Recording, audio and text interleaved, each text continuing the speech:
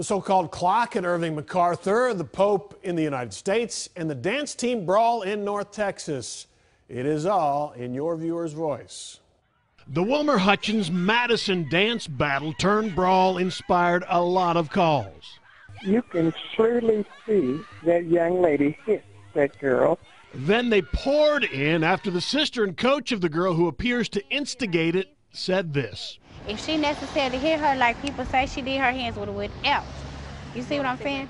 Up like that. No, they went up like this. The tape speaks for itself. Instead of telling her, teaching her to be honest when she does something wrong, you're teaching her to just lie. She's telling us not to believe what our eyes clearly saw. That little girl started it, and she pushed the girl upside the head. So she should the only one suspended from the game. The kid and the clock at Irving MacArthur High School story still evolving and still getting reaction. But that looks scary, that clock. So I do not blame them for taking caution. Lee is a retired teacher. We can't take chances. So with this teacher not being aware about this homemade clock, it could be a bomb. If the teacher had not made that call and it was a bomb, and then 2 or 3 kids would have gotten hurt, maybe killed, then the teacher would be in fault. More and more callers think the whole thing was planned, including the push for publicity.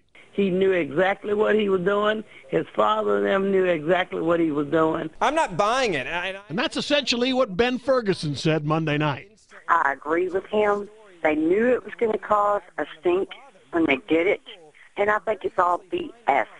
Based on some previous calls, this Keith call could be kind of scary, but I swear to God, me and Ben Ferguson must share a brain. A Fort Worth funeral home operator accused of not performing cremations for families, taking their money and leaving the bodies to decompose.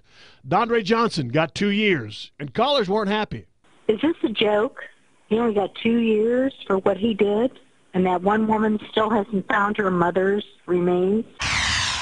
Pope Francis will spend most of the week in the United States. I'd just like to welcome the Pope to the United States. But strangely, a lot of callers are bent out of shape. But why in the hell are you sitting up here talking about this, man? Like, I don't understand. Okay, the Pope, I just don't get it. Well, he is the religious leader for more than 1 billion people. How's that for starters? This guy needs to Google.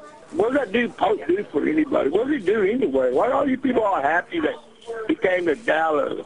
What the hell has he done? No, not Dallas.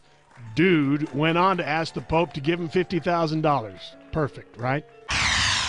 And here's my favorite call. No video to cover it. Louise McDaniel, 79 years old, and sharing this treatment for her aching feet.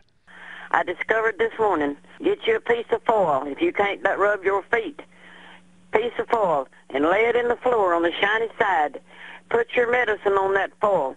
Put your feet on that foil, and you rub your feet. Rub your feet, and then you rub your feet together. Your pain is gone. There you go. Just no tinfoil hats, please. Finally, my tie last night. But that pink tie is just horrendous. It is awful. It looks like you spit up Pepto-Bismol down your shirt. Okay, and then she called back. I just want to apologize. It was at this point, I swear, I thought Rhonda had reconsidered. I hope I didn't hurt your feelings. Hey, no problem. So you like it after all, right? But the tie really is ugly, and it just does not look good on you. Hey, that's why we call it the viewer's voice.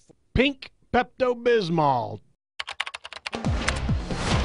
214-720-3103 or send an email from fox4news.com.